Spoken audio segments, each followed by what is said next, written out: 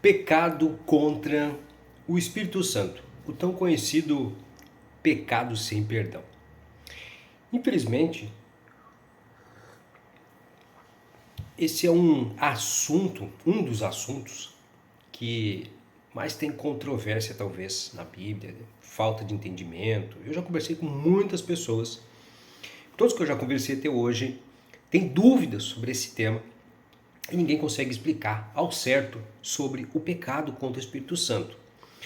O que existe um certo consenso, né, sobre a explicação é que o pecado contra o Espírito Santo é um pecado, né, que você cauteriza a sua mente e você rejeita por completo o Espírito Santo porque você está envolvido, inserido de forma consciente em pecados e que você vai acariciando o seu pecado e não quer largar ele de jeito nenhum e daí você cauteriza a sua mente e então você pecaria contra o Espírito Santo. Mas eu digo para você, de forma categórica, isso não é verdade.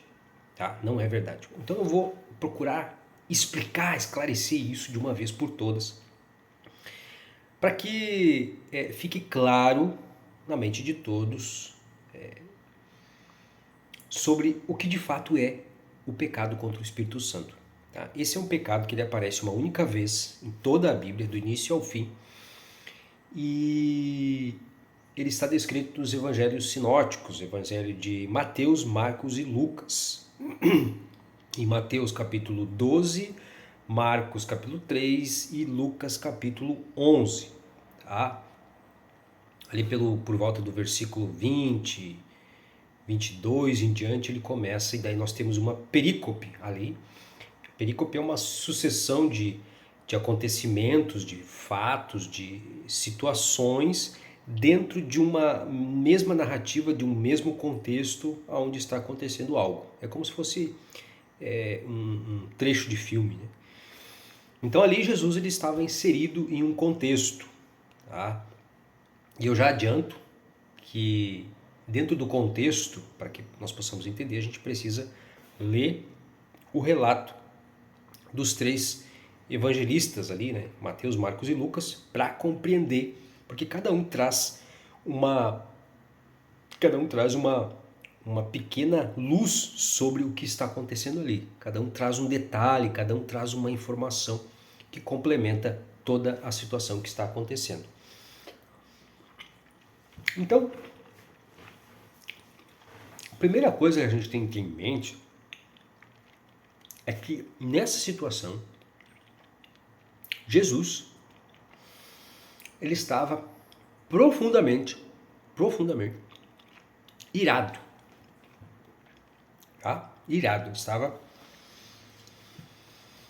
muito bravo, eu diria. E não vamos cair nessa de, não, Jesus é o cordeiro manso e humilde e não sei o que. Ele era um ser humano, tá? E ele estava sujeito às emoções, tanto isso é verdade que a Bíblia descreve a situação onde ele está no Getsemane, envolvido por toda uma questão emocional ali. Ele está sentindo a profundeza do que ele iria passar. E ele pede para Deus, olha, se possível, passa de mim esse cálice, porque o negócio está demais. Né? Ele estava sentindo uma pressão muito grande. Então ele sentia, sim, tristeza, há momentos em que Jesus chorou, né?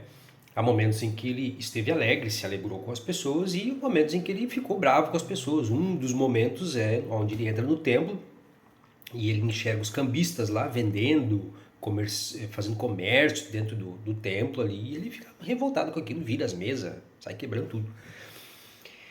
E nesse episódio onde ele fala sobre o pecado contra o Espírito Santo,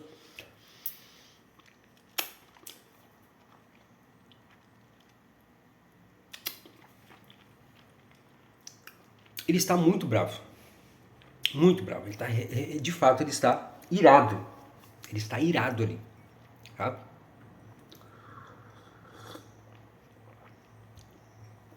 Mas por que ele está irado? O que aconteceu? Vamos entender todo o contexto. Essa história, ela não começa ali. Ela começa um pouco antes. Aonde que ela começa? Ela começa quando Jesus estava com seus discípulos em um sábado, era sábado, nesse dia, quando aconteceu isso, era um sábado. E eles estavam caminhando, provavelmente eles estavam indo para alguma sinagoga, algum lugar, eles estavam passaram, estavam com fome, tá? Passaram por uma plantação de algum tipo de cereal ali, a Bíblia não descreve exatamente qual tipo de cereal era, mas eles estavam colhendo espigas, eles colheram espigas, provavelmente devia ser centeio, não sei, trigo, o que que era, mas era um tipo de cereal. Eles estavam colhendo as espigas e comendo. E passou alguns fariseus por ali, que provavelmente estavam se dirigindo à sinagoga, passou por eles e viu aquilo e ficou revoltado, ficaram bravos. Então, mas o que é isso? Né? Seus discípulos estão fazendo algo que não é lícito no sábado. Aqui já atacaram Jesus. Jesus disse, olha, vocês não sabem que Davi fez coisa pior, ele entrou dentro do templo no sábado, estava com fome, ele e seus discípulos lá, e eles comeram, e por acaso vocês não sabem que o sacerdote ele viola o sábado, né? E nem por isso ele sofre, né, pela condenação. Então, o que está diante de você ainda é maior do que o sábado, que ele estava falando, né? Que as pessoas em si, ele estava ali, era algo muito maior do que um dia meramente, né? Mas aqueles homens ficaram revoltados e eles foram para a sinagoga. E nisso, Jesus e os discípulos também caminharam e foram, né? E quando eles chegam na sinagoga, foram para a sinagoga desses homens, eles foram. Não era a sinagoga onde Jesus estava acostumado, talvez, ir. Fala que eles foram para a sinagoga daqueles fariseus. E eles chegam lá. E estão ali e acontece um fato que Jesus cura um homem que estava com a mão ressequida. E nesse momento, os fariseus novamente vêm e questionam ele se era lícito curar no sábado. Ele fala sobre a ovelha, né? Essa ovelha cai no buraco, vocês vão lá e vão salvar ela. Então é lícito fazer o bem no sábado, tá? Então aqui Jesus já está vivendo algumas situações ali onde os caras estão perseguindo ele. E quando acontece isso dentro do templo, ali dentro da sinagoga, os fariseus eles começam a maquinar na cabeça de como eles iam matar Jesus. Olha só o coração, como é que já era, como é que estava o coração daquela raça, né? Eles já pensaram como é que nós vamos matar Jesus. Então Jesus, entendendo o que estava acontecendo, ele sai fora e vai embora dali. Ele sai fora. Ele sai dali, ele vai para casa de um seguidor dele. Não diz o nome de quem era, mas alguém que estava seguindo ele. Provavelmente já era perto do meio-dia ali, eles estavam com fome, né? Então ele vai para casa desse homem e a multidão acompanhando Jesus. E aonde ele ia, ele saía curando gente. E onde ele estava, ele curou muitas pessoas. E todo mundo que estava ali, o texto diz que ele curou todo mundo. Só que tinha tanta gente dentro da casa que ele não conseguia nem comer. Eles não estavam nem conseguindo comer e tal. E ele estava brabo já. Ele estava, de fato, com um nível de adrenalina e um nível de cortisol, hormônios ali do estresse, estavam lá em cima. Ele estava assim. Não é porque é Jesus, porque é o Cordeiro manso, que ele não sentia essas coisas. Não, ele sofria a ação desses hormônios, né? Ele tinha carne, ele tinha toda a questão hormonal que nós temos, ele também passava por isso. Embora ele sabia controlar, sabia entender tudo isso, mas aqui nesse momento o texto deixa claro isso. O texto de Marcos fala que os seus parentes, as pessoas que conheciam Jesus, estavam ali, viram ele, e eles saem dali e eles vão procurar a mãe e os irmãos, vão procurar a família de Jesus, porque ele estava fora de si, o texto diz. Diz que ele estava fora de si e eles não sabiam o que estava acontecendo. Então eles vão chamar.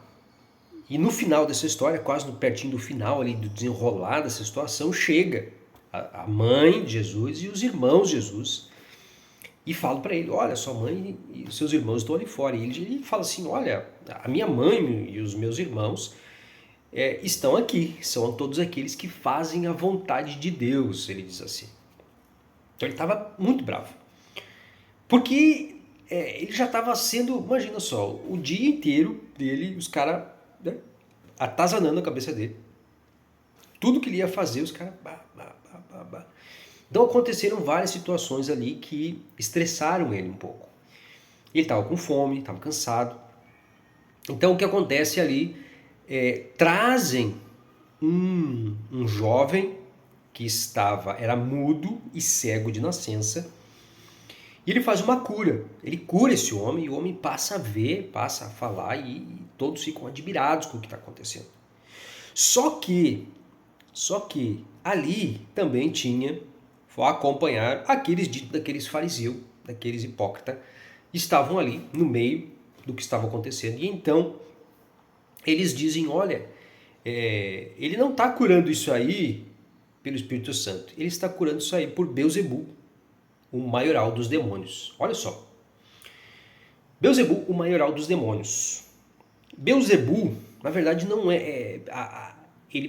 no Novo Testamento, eles atribuíram isso a Satanás, ao diabo, sendo Beelzebul o chefe de todos os demônios. Mas isso não foi sempre assim. No Antigo Testamento, a cidade de Ecrom, na Filístia, lá na terra dos filisteus, que era a Filístia era como se fosse o país, né? Existiam 5 cidades-estados, 5 grandes cidades que compunham a Filístia, né? Que era um comércio ali, que eram umas cidades bem desenvolvidas. E tinha a cidade de Ecrom, era uma dessas 5. A cidade de Ecrom, eles adoravam, eles cultuavam uma entidade, o que para eles era um deus, não sei, das colheitas ali, eu não lembro ao certo agora o deus do que era. Mas esse deus era Baal Zebul. Baal Zebul era o nome deste deus. Só que os fariseus, os doutores da lei daquela época, né, do meio dos judeus ali, o que eles faziam? Eles faziam tipo um bullying, né? Eles faziam tipo um bullying com o pessoal lá de Ecrom, o pessoal, os filisteus, como se, tipo, em vez de dizer Baal Zebul, eles falavam que era Baal Zebub. Baal Zebub. O que isso quer dizer? Baal Zebul, para os filisteus, Baal Zebul quer dizer Deus dos montes ou, aliás, Senhor dos montes ou Senhor príncipe. Então era um título que eles davam para o Deus que eles acreditavam que cuidava deles. Só que daí, para os hebreus, para os judeus, né, no hebraico, Zebub, que é muito parecido com Zebul, então Zebul, príncipe, Zebub quer dizer moscas. Então o que eles estavam fazendo era tipo uma chacota, assim, né, tipo um bullying com os caras lá. Eles diziam assim, olha, o Deus de vocês, esse Deus aí que vocês falam, é um Deus das moscas, ou o Deus do esterco, né? O Deus do lixo, um Deus abominável. É isso, o Senhor das moscas, nada mais do que isso. Era tipo uma chacota que eles faziam.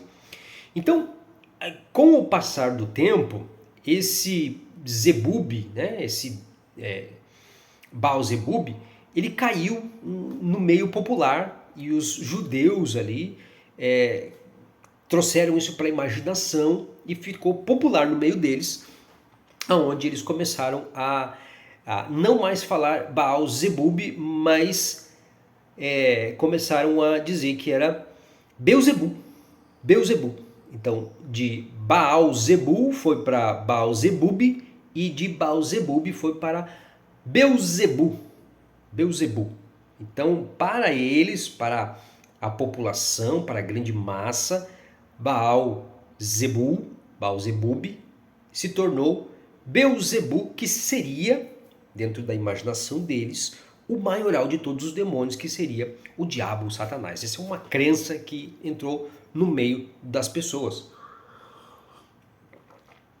Então aqui, quando eles estão falando, eles falam com Jesus, olha, ele não está fazendo isso aí pelo poder do Espírito Santo, não é pelo poder de Deus, é pelo poder de Beelzebul, que ou seja, o diabo, é Satanás. Nesse momento, Jesus ele fica louco, ele fica doido com isso aí. E ele fala algo muito específico nesse momento, que ele diz assim, olha, todo pecado, toda blasfêmia, será perdoado dos homens, do Filho do Homem, tudo será perdoado. Mas o pecado contra o Espírito Santo, a blasfêmia contra o Espírito Santo, o que era blasfêmia para eles? Era algo assim, imputar, acreditar de forma injusta algo que na realidade não era. Era algo muito sério para eles. Então quem fizer isso não será perdoado, nem nesse mundo, nem no porvir, nem em lugar nenhum de absolutamente. Ele estava louco. Só que daí a gente tem que entender o seguinte, tá? Então o pecado contra o Espírito Santo, ele é um pecado sem perdão. Mas por quê? Porque Deus não pode perdoar? Porque Deus não perdoa mais porque ele não quer? Não, não é isso. Nisso a gente tira a cidade de Nínive. A cidade de Nínive era uma cidade perversa, uma cidade má, uma cidade completamente oposta a Deus, ao Deus Criador. E, no entanto, Nínive foi perdoada, né? Foi perdoada. Mas por quê? Porque Deus olha e diz para Jonas assim: Jonas, como é que eu vou destruir esse povo que não sabe distinguir a mão direita da mão esquerda? Olha, da mão direita da mão esquerda. Como é que eu vou destruir esse povo, Jonas? Eles não têm conhecimento, não têm nada, Jonas. Como é que eu vou fazer isso? Né? Então, Deus perdoa Nínive. Porque eles eram ignorantes. Eles não tinham noção do que estava acontecendo. Não tinham noção da perversidade da qual eles viviam. Tanto que Nínive depois se converte ao Deus Criador com a pregação de Jonas. Então, a primeira coisa que a gente tem em mente é que esse pecado, né, pecado contra o Espírito Santo, ele é um pecado que ele não é bem assim, que não tenha perdão, porque Deus não pode perdoar, ou porque Deus não quer perdoar, mas ele não está ligado, ele está ligado assim, ó, aqueles homens que cometeram esse pecado eram doutores da lei, eram homens que conheciam profundamente a Bíblia, sabiam exatamente sobre as profecias, tinham noção, certeza, eles sabiam tudo que estava acontecendo, eles sabiam que aquilo ali que estava acontecendo era cumprimento das profecias, mas, no entanto, eles estavam rejeitando isso. Para quê? Para proteger, primeiro, o ego, segundo, a posição deles, e terceiro, o controle sobre a narrativa, sobre a massa. Tá? Então aqui a gente tira a primeira conclusão disso tudo. Primeiro, que o pecado contra o Espírito Santo não é bem assim que ele não tenha perdão. Tá? Então é um pecado que ele só não tem perdão porque as pessoas que estão cometendo este ato fazem isso de forma deliberada, eles estão sendo conscientes de fazer isso, então eles fecham o coração. Eles mesmos rejeitam, não querem buscar, e por isso então Jesus fala isso, não há como perdoar, não há como ter perdão se você... É a mesma coisa que um doente não quer tomar um remédio porque ele diz, não, eu não vou tomar isso aí porque é veneno. Tem um monte de gente que não toma remédio de jeito nenhum, de jeito maneira, porque não, é químico, e é químico, vai entrar no meu corpo esses negócios aí, não tem jeito nenhum, eu não vou colocar esse negócio no meu corpo. E tudo bem, é a decisão de cada um. Mas, todavia, entretanto, é preciso ter em mente que o que está acontecendo aqui é exatamente isso.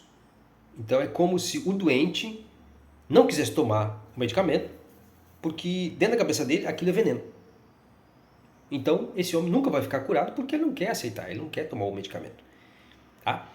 Então o primeiro ponto é esse, primeira questão. Segunda questão, este é um pecado atribuído pontualmente, exclusivamente a um grupo de pessoas. A um grupo de pessoas dentro de um contexto. Para que o pecado contra o Espírito Santo aconteça, precisa acontecer uma sucessão de acontecimentos. O primeiro deles é Jesus precisa estar presente. Tá? Jesus precisa estar presente, Jesus precisa estar curando. E fariseus ou doutores da lei, homens muito entendidos da lei, precisam estar ali sabendo que aquilo ali é uma obra do Espírito Santo. E mesmo assim, para defender a sua posição, eles vão contra isso e dizem que é uma questão do diabo, do Beelzebub. Então, é possível que aconteça o pecado contra o Espírito Santo nos dias de hoje? Categoricamente não. Não é possível, dentro do contexto, dentro da narrativa bíblica, não é possível acontecer o pecado contra o Espírito Santo nos dias de hoje. Não teria como. Mas mesmo que nós não, Leonardo, vamos fazer com que o pecado contra o Espírito Santo ele aconteça nos dias de hoje. Então nós vamos criar uma cena muito parecida. Nós vamos estar aqui. Precisamos estar fazendo curas, milagres, operando verdadeiros milagres, aqui em nome de Deus, em nome de Jesus. E precisa, no meio das pessoas que estão presentes, precisa ter ali doutores da lei. Pessoas que de fato entendem, não pode ser gente ignorante. Não podem ser, e quando falo ignorante, não estou falando isso para ofender. Eu sou ignorante em muitos assuntos da vida. Muitas questões eu sou plenamente ignorante. Tá? Então quando falo ignorante não é no sentido pejorativo para ofender as pessoas, mas é no sentido de não ter o conhecimento profundo sobre aquele assunto. Tá? Então é preciso que no meio de pessoas ignorantes tenha pessoas que de fato entendem que aquilo que está sendo feito é cumprimento de uma palavra, é parte do Espírito Santo. E essas pessoas, esses doutores da lei, estes homens com profundo conhecimento, atribuam isso ao diabo.